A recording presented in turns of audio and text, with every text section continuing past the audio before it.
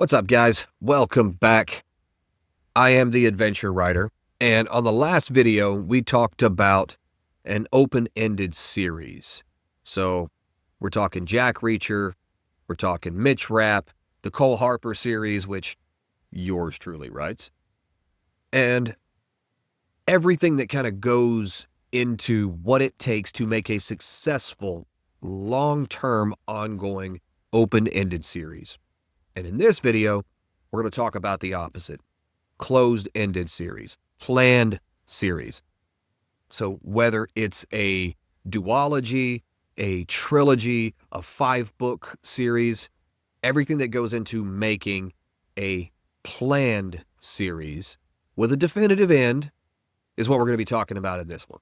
Now, everyone talks about a planned series being the smart move. You have to have the ending in mind, and you have to know exactly how many books. And if your book has this 3-arc structure, you kind of want to have the totality of your books resemble that same grander scaled 3-arc structure. 3-act structure. And yeah, it can be the smart move, but there's a whole lot of pressure that if you're committing to doing a planned assistant, but when you're committed to doing a planned series, you are locking yourself into a promise. And the promise is that every single book you write is going to matter. Every single setup is going to pay off, and the ending is going to hit hard enough to make the entire ride worth it. Something that Martin failed to do with the Game of Thrones, because we still don't have an end to it. He's off starting restaurants or bars or something. I don't know. But it is a very tall order, and if you're not careful, you're going to write yourself into a corner before you even finish book 2.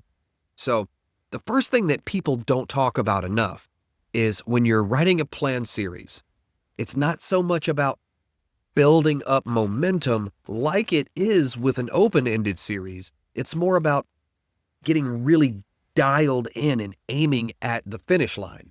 And so every single move you make is either going to make the ending stronger or it's going to make it weaker. It's not something you get to wing, and you don't get to toss in a cool scene and then figure out whether later or not if it's going to end up somewhere. And you don't get to reset in between the books. Every single scene has gravity, and every single scene either pulls the reader toward that final payoff or it's going to drag them sideways. And if the ending doesn't land, people are not just going to be disappointed in the last book. They'll retroactively start resenting the first 2 or 3 or 4 or whatever. That's the danger that comes with a planned series, because it takes the bar and it sets it way up here. And that bar is set from chapter 1, page 1. And one of the easiest ways to kill off your own momentum is by overcommitting too early. If you want to lay groundwork, that's great. But if you're planting seeds in book 1 that don't pay off until book 3, you damn well better make sure that book 3 is going to happen. Because I've seen some writers, they stuff the first book full of foreshadowing and hints and cryptic backstory threads, and then they forget to make the book worth reading itself. It's like they're apologizing for the slow pacing and saying, don't worry, it'll matter eventually. And if it doesn't matter now, it's not helping. The planned series still needs to deliver in every single book. If you're banking on the later books to make a difference later on, then you're not building a story, you're just stalling. Now, let's talk about your character arcs. In an open-ended series, you can get away with characters who don't really change that much. Look at James Bond, Sherlock Holmes, Jack Reacher, Mitch Rapp, Cole Harper. He doesn't really change that much. He grows, but he's still Cole Harper all the way through. In a planned series, that doesn't fly whatsoever. Your protagonist absolutely must evolve. And they have to change in real, trackable, and meaningful ways across every single book. If they don't, then everything kind of falls apart. Because you think, book 1, they're introduced. Book 2, they're tested. Book 3, they're changed. And if book 2 didn't do its job, if it's just the middle one, then the whole arc collapses. I think the only trilogy that did not die with this is The Empire Strikes Back and the original Star Wars trilogy. It served no real purpose other than to bridge the gap. But you can see these tiny little trackable pieces of evolution in all of the characters, from Skywalker to Solo to Leia to the Wookiee. And this is really the spot, if you're writing a trilogy, that most trilogies die. The middle book often doesn't feel like a real story without a lot of connective tissue and effort put into it. And a reader can tell when you're treading water. The only way to avoid this is to make sure that every book, especially the middle one, has its own very clear crisis point. It has to have its own emotional cost and its own reason to exist outside of being just part of the arc. And the other side of it, because it's like a tightrope, if you overplan, you box yourself in. You can reach book 2 and realize maybe the outline doesn't feel right anymore. Maybe the character wants to go in a different direction. The theme's evolving, and maybe you find something better than what you had originally imagined.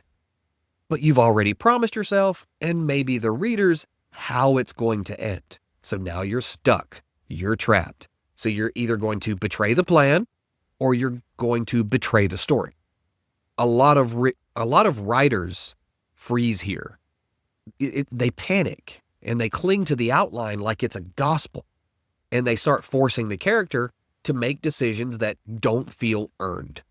Or they make the arc land just the way they sketched out 3 years ago because they just had to. Don't do that. A planned series does need structure, but you gotta stay flexible. And you don't have to build the runway and lock in the flight path at the same time. You want to build the runway, get things set up, but the plane is still going to fly wherever the wind takes it. It knows where it's headed, but there's turbulence, there's emergencies, there's crashes, all kinds of things that can happen, and you still have to write what's true in the moment, not just what, fits your blueprint. And then there's the other side of it, which is when you stretch it out just because you're afraid to finish.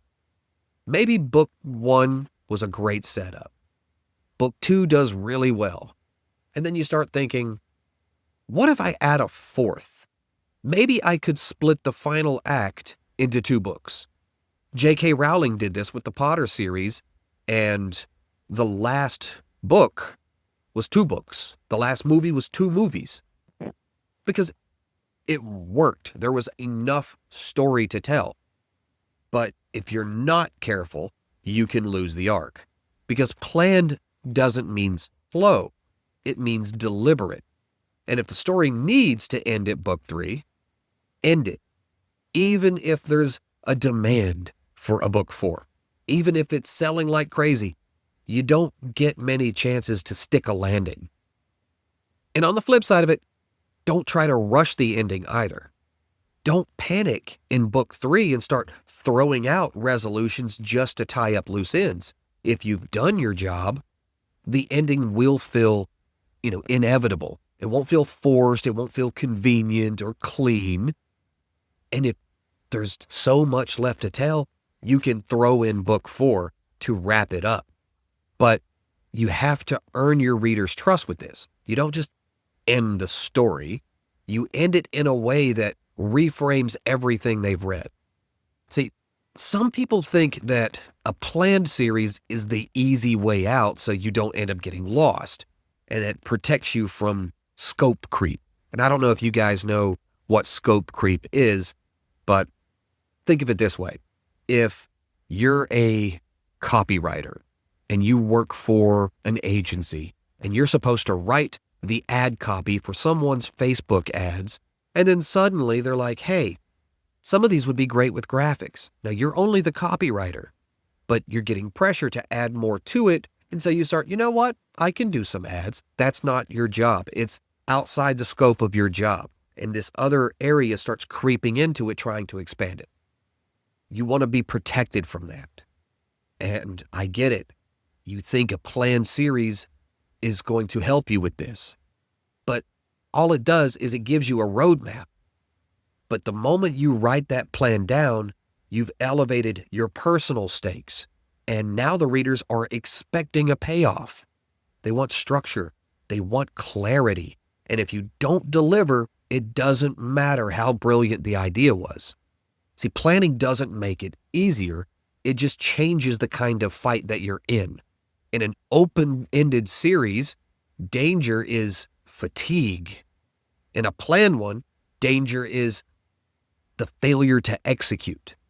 So you want to write your series like you mean it, book by book, beat by beat, and let the ending feel like it was waiting there the whole time.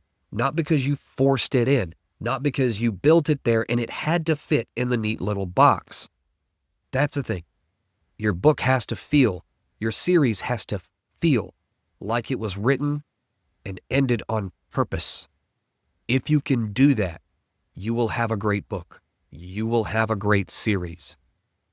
It's going to feel cinematic. It's going to feel natural. It's going to be beautiful and it's going to flow.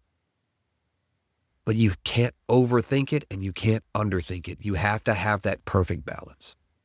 But all right. Thank you guys for watching this one. I'm going to get back to my regular job, which is sitting here writing. And I'll see you guys on the next one. Thanks for watching. Oh, before I go, do me a favor. Click the like button. Click the subscribe button. And tell all your writer friends about my channel. Tell them that, hey, there's a really handsome guy with shaggy hair and tattoos that knows what he's talking about when it comes to writing. All right? I'll see you guys on the next one.